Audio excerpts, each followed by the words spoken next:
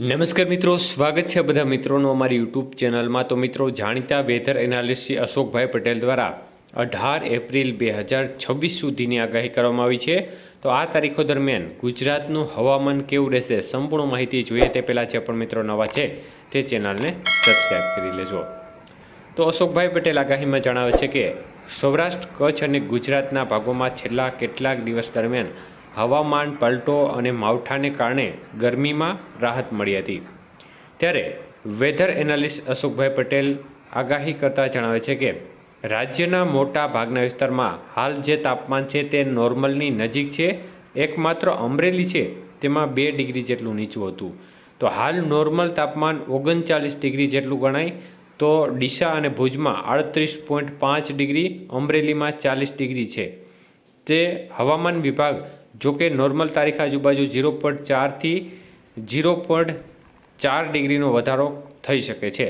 મતલબ કે રાજ્યમાં ગઈકાલે રાજકોટનું તાપમાન છે તે પણ 40 ડિગ્રી ઉપર જોવા મળ્યું હતું।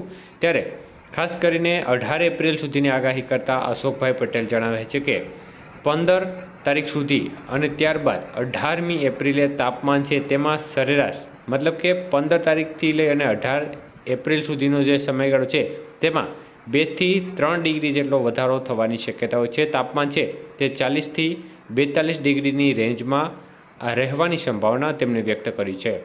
તો 16 અને 17 એપ્રિલે 1 ડિગ્રીની રાહત મળશે અને તાપમાનમાં વૃદ્ધિ થતાં આગાહી સમયમાં હીટવેવની કોઈ સંભાવના નથી, પરંતુ બપોરે ગરમીનો અનુભવ થશે તેવી વાત અશોકભાઈ પટેલે કરી છે।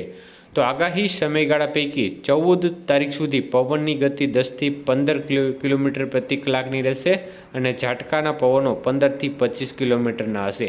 અને ત્યાર પછીના દિવસોમાં પવનનું જોર વધશે અને 15 થી 20 કિલોમીટર પ્રતિ કલાકની ઝડપે ફૂંકાશે પવન અને ઝાટકાના પવનો 25 થી 30 કિલોમીટર પ્રતિ કલાકને ઝડપે જોવા મળશે।